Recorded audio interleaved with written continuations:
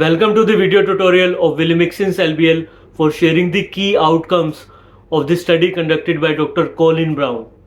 So recently आपको ये LBL मिला है जिसमें हमने डॉक्टर कोलिन ब्राउन ने जो स्टडी की थी from new Cells biotech UK उसके की आउटकम्स को एक बार फिर से डॉक्टर्स के साथ शेयर करेंगे इस LBL के थ्रू हम।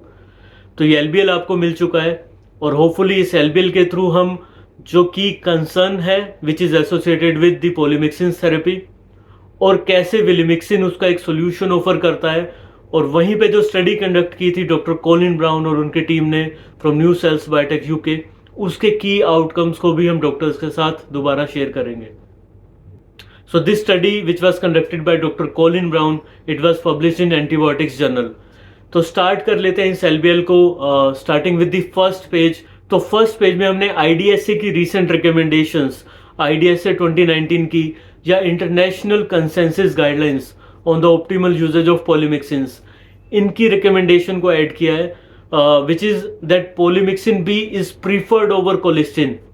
तो पोलीमिक्सिन बी को कोलिस्टिन के ऊपर प्रीफर किया जाना चाहिए for routine systemic use in invasive infections.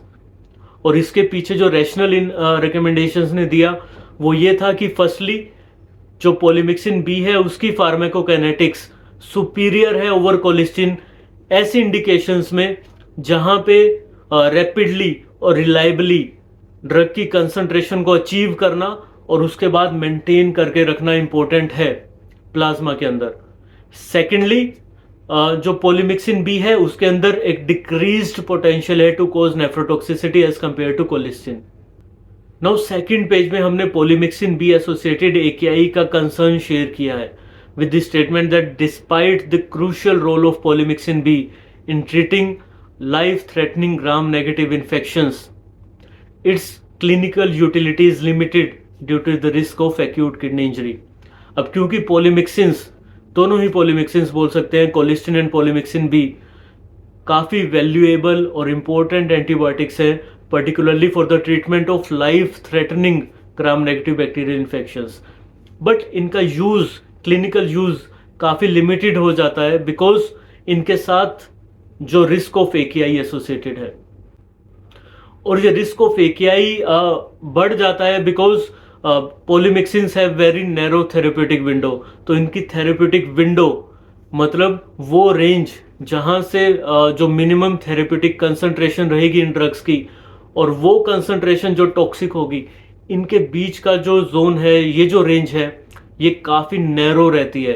And even for certain cases and for certain patients the minimum therapeutic concentration जहाँ पे पोलीमिक्सिन्स अपना इफेक्ट दिखाना स्टार्ट करेंगे और टॉक्सिक कंसंट्रेशन कहीं ना कहीं ओवरलैप कर जाती है at the therapeutic doses also. तो एक high risk of AKI associated है with polymyxins due to the narrow therapeutic window of polymyxins. अब साथ में ही ये रिस्क और भी ज़्यादा बढ़ जाता है क्रिटिकली इल पेशेंट्स में क्योंकि उनके साथ मल्टीपल कोमोर्बिडिटीज़ भी एसोसिएटेड रहती है। तो यहीं पे एक पॉइंट हम डॉक्टर के साथ शेयर कर सकते हैं जिससे डॉक्टर भी एग्री करेंगे कि नेफ्रोटॉक्सिसिटी को मिनिमाइज करते हुए फार्माकोकाइनेटिक पैरामीटर्स को ऑप्टिमाइज करना ऐसे क्रिटिकल केसेस में एंटीबायोटिक सिलेक्शन के लिए क्रूशियल रोल प्ले करता है। तो क्योंकि अब दोनों ही पोलीमिक्सिन्स पोलीमिक्सिन बी और कोलिस्टिन नेफ्रोटॉक्सिक है थर्ड पेज में हमने the mechanism of nephrotoxicity associated with polymyxins उस मैकेनिज्म को हाईलाइट किया है। तो दोनों ही पोलीमिक्सिन्स पोलीमिक्सिन बी और कोलिस्टिन का प्रोक्सिमल ट्यूबुलर रीअब्जॉर्प्शन के समय मिगैलिन रिसेप्टर्स के थ्रू जो एक एंडोसिटिक रिसेप्टर्स होते हैं इंट्रासेलुलर एक्यूमुलेशन हो जाता है जिससे इंटर्न जो सेल डेथ है या एपोप्टोसिस है उसका रिस्क बढ़ जाता है और पेशेंट्स में डिक्रीज रीनल फंक्शंस और हिस्टोपैथोलॉजिकल डैमेज देखा जा सकता है।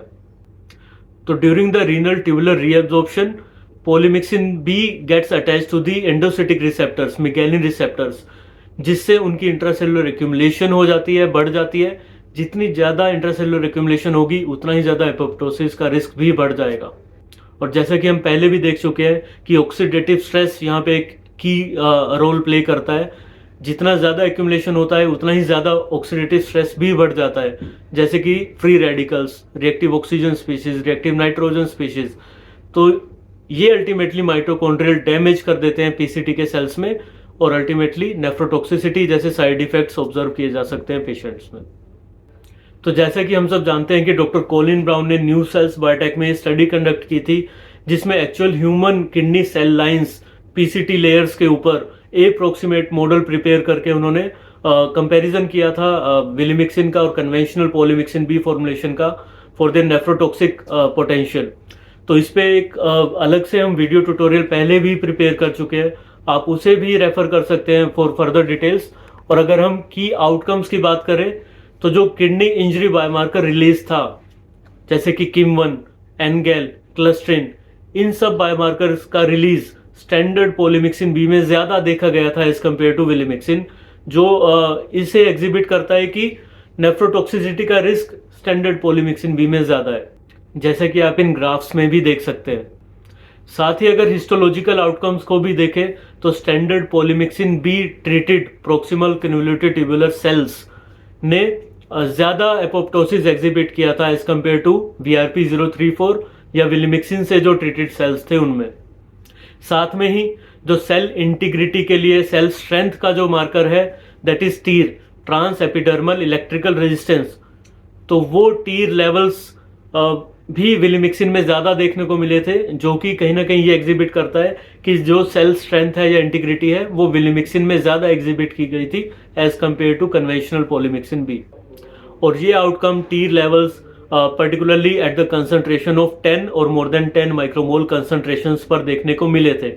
और जैसे कि हम सब जानते हैं कि 10 माइक्रोमोलर कंसंट्रेशन एक इम्पोर्टेंट कंसंट्रेशन है, बिकॉज जब एक्चुअल पेशेंट्स को विलिमिक्सिन थेरेपी या पॉलीमिक्सिन थेरेपी दी जाती है तो उनमें प्लाज्मा लेवल्स 10 to 15 माइक्रोमोल के आसपास के ही बनते हैं। सो 10 और मोर देन 10 माइक्रोमोल कंसंट्रेशंस पर बात करें तो टीर लेवल्स विलिमिक्सिन ने ज़्यादा एग्जिबिट किए थे as compare to standard polymyxin B. Histopathological damage अगर देखते हैं एपोप्टोसिस तो वो भी standard polymyxin B treated cells में ज़्यादा देखा गया था। साथ में ही जो किडनी इंजरी बायोमार्कर हैं किम1, एनगेल, क्लस्ट्रिन, तो इन बायोमार्कर्स का रिलीज भी कन्वेंशनल पॉलीमिक्सिन बी या स्टैंडर्ड पॉलीमिक्सिन बी में ज़्यादा देखा गया था। तो ये सब एविडेंसेस हैं जो वंस अगेन प्रूव करते हैं कि विलिमिक्सिन एक रीनली सेफर फॉर्मुलेशन है as compare to conventional polymyxin B formulation. तो यहाँ हम डॉक्टर से 3 की बेनिफिट्स जो विलिमिक्सिन के यूजेज के साथ एक MDR या XDR इन्फेक्शन से सस्पेक्टेड हैप, वेप या बैक्टीरिया के पेशेंट को मिलेंगे वो भी हम शेयर कर सकते हैं। और जैसा कि आप लास्ट पेज में देख भी सकते हैं तो वो बेनिफिट्स है कि there is a reduced risk of polymyxin be associated kidney injury, then decreased risk of renal complications and improved patient outcomes। साथ में ही वंस अगेन हम डोसेजेस को शेयर कर सकते हैं डॉक्टर्स के साथ as per IDSA recommendations, IDSA SCCM recommendations। loading dose is 20,000 to 25,000 units per kg over a 1 hour infusion and maintenance dose is 12,500 to 15,000 units per kg every 12 hours through a 1 hour infusion। तो being a renally safer formulation vilimixin में doctors के पास एक desired flexibility है that they can initiate the treatment with 20,000 to 25,000 units per KG की loading dose and then maintain the therapy at 15,000 units per KG every 12 hours over a 1 hour infusion. साथ में ही हम ICMR की recommended doses को भी share कर सकते हैं डॉक्टर्स के साथ, which is loading dose is 15 lakh units and maintenance dose is 7.5 lakh units BD over a 1 hour infusion। और साथ में just to increase the confidence of doctors we can share the real world evidence which is associated with vilimixin, which is more than 84,000 patient days of critical care among the leading tertiary care centers of India। तो इस LBL के through हमने polymyxin B की pharmacokinetic superiority over colistin इन invasive infections जैसे कि bacteria या blood stream infection या हैप वेप ऐसी इंडिकेशंस में उसे हाईलाइट किया। Then the concern of AKI associated with both polymyxins उसे भी हाईलाइट किया और वहाँ कैसे विलिमिक्सिन एक रीनली सेफर ऑप्शन है। और जो डॉक्टर कॉलिन ब्राउन की स्टडी थी उनके की आउटकम्स के थ्रू हमने ये हाईलाइट किया कि विलिमिक्सिन एक रीनली सेफर फॉर्मुलेशन है than currently available polymyxin drugs, और उसके साथ ही पेशेंट को क्या बेनिफिट्स मिलेंगे विलिमिक्सिन के यूज़ के साथ, उसे हाईलाइट किया है। तो होपफुली ये वीडियो ट्यूटोरियल आपको फिर से हेल्प करेगा इस एलबीएल को भी एक अच्छे तरीके से डॉक्टर्स को शेयर करने में और इन डाटा को और स्टेटमेंट्स को प्रेजेंट करने में। तो प्लीज़ अपने कमेंट्स में ज़रूर बताते रहिए कि क्या वीडियो ट्यूटोरियल ने आपको हेल्प की एक इफेक्टिव वे में इस एलबीएल को कम्युनिकेट करने में। Thank you friends and happy ceilings.